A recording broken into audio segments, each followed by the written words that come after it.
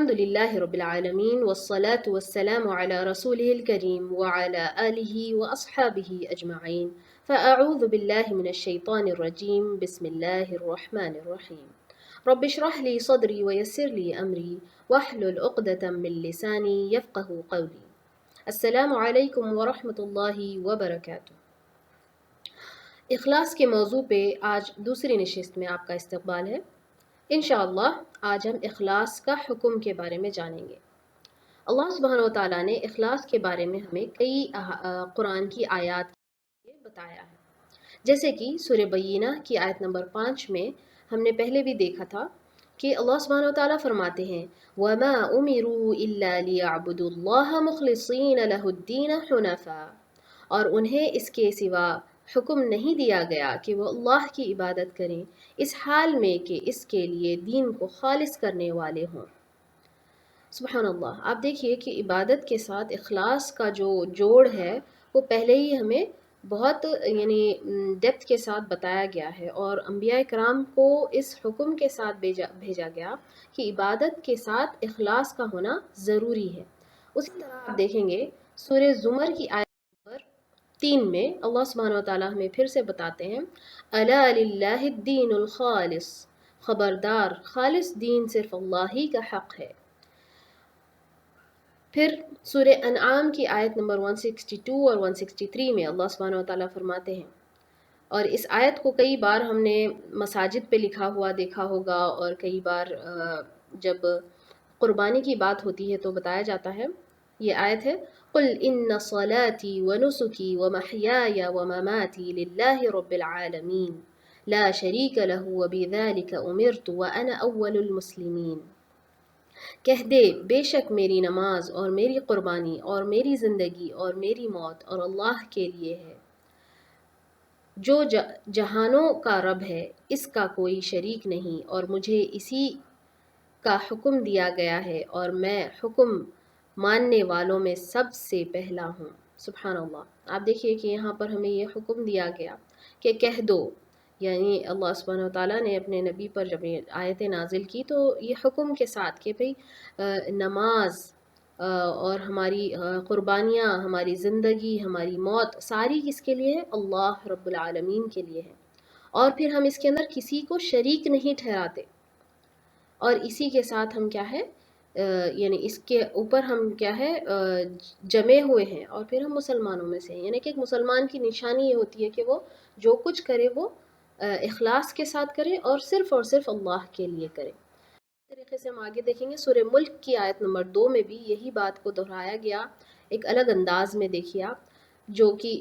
اس آیت کو بھی ہم کئی بار سنتے ہیں، پڑھتے ہیں، جس میں اللہ سبحانہ وتعالیٰ فرماتے ہیں الذی خلق الموت والحیاۃ لیبلوکم ایکم احسن عملا وہو العزیز الغفور،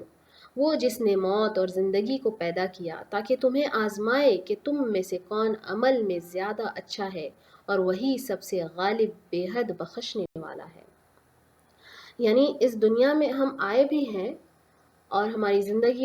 کا بننے کا بھی مقصد یہی تھا کہ ہم میں سے بہتر کون ہے عمل میں۔ تو اس آیت کی تفسیر میں، یعنی کہ احسن عملہ کی جو لفظ ہے، اس کی تفسیر میں تابعی فضیل بن ایاض کہتے ہیں کہ وہ عمل جو اخلاص یعنی ریاکاری سے پاک ہو اور نبی صلی اللہ علیہ وسلم کے طریقے پر کیا جائے۔ یعنی احسن عمل کون سا ہے؟ احسن عملہ کی تفسیر انہوں نے کی کہ وہ عمل جو ریاکاری سے پاک ہو، یعنی صرف اور صرف اللہ کے لیے کیا گیا ہو، نہ کسی کو دکھانے کے لیے، نہ کسی سے کوئی فائدہ حاصل کرنے کے لیے، بلکہ ہم نے صرف اور صرف اللہ کے لیے کیا ہو اور نبی صلی اللہ علیہ وسلم کے طریقے پر کیا ہو، تو اس کو احسن عمل کہتے ہیں۔ اور پھر انہوں نے اس آیت کو پڑھا جو سورہ کہف کی آیت نمبر 110 ہے، جس میں اللہ سبحانہ وتعالیٰ فرماتا ہے فَمَنْ كَانَ يَرْجُو لِقَاءَ رَبِّهِ فَلْيَعْمَلْ عَمَلًا صَالِحًا وَلَا يُشْرِكْ بِعِبَادَةِ رَبِّهِ أَحَدًا،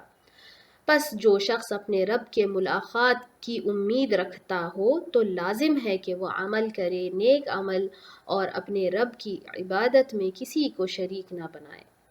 یعنی کہ جو چاہتا ہے کہ وہ اپنے رب سے ملے تو اس کو چاہیے کہ وہ کیا کرے، پھر جو بھی عمل کرے تو اس میں کسی کو شریک نہ ٹھہرائے بلکہ صرف اور صرف اللہ کے لیے کرے۔ یعنی احسن عمل کرنا ہے۔ احسن عمل کیا ہے؟ جو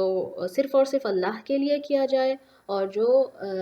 ریاکاری سے پاک ہو اور جو نبی صلی اللہ علیہ وسلم کے طریقے پر کیا جائے۔ تو ہمیں یہ پتہ چل رہا ہے کہ اللہ سبحانہ و تعالیٰ نے ہماری عبادات کو، ہمارے اعمال کو یعنی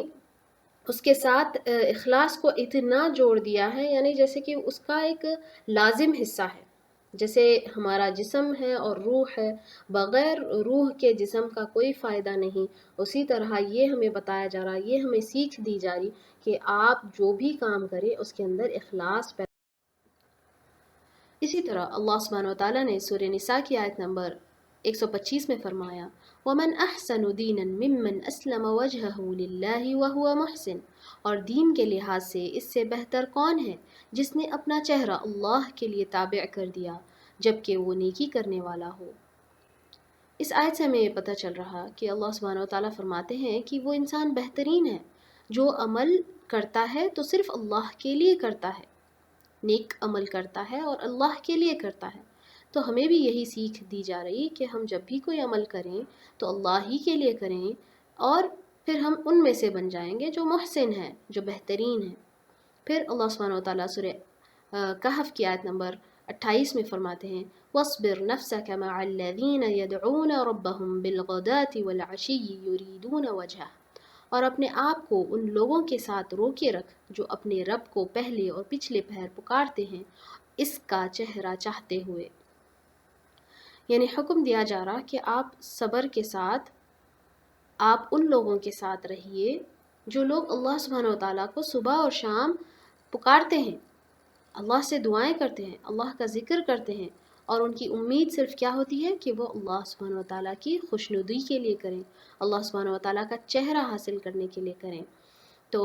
یہاں پر ہمیں یہی پتہ چل رہا کہ جب بھی آپ عمل کریں، جو بھی آپ نیک عمل کریں وہ صرف اور صرف اللہ ہی کے لیے کریں اور کسی کو دکھانے کے لیے نہ کریں۔ تو اسی کے ساتھ آج ہم کو یہ پتہ چلا کہ ان ساری آیتیں جو ہم نے آج بیان کی ہیں اس سے یہ سیکھ مل رہی ہے، ایک درس ہمیں یہ مل رہا ہے کہ یہ اللہ سبحانہ و تعالیٰ کا حکم ہے کہ جب بھی ہم عمل کریں تو صرف اور صرف اللہ کے لیے کریں۔ اخلاص کی یہی جو ہے اصل ہے کہ ہم قرآن مجید کی ان آیات سے یہ سبق حاصل کریں کہ ہم جب بھی عمل کریں تو اللہ ہی کے لیے کریں، اور اسی کے ساتھ ہماری فلاح ہے۔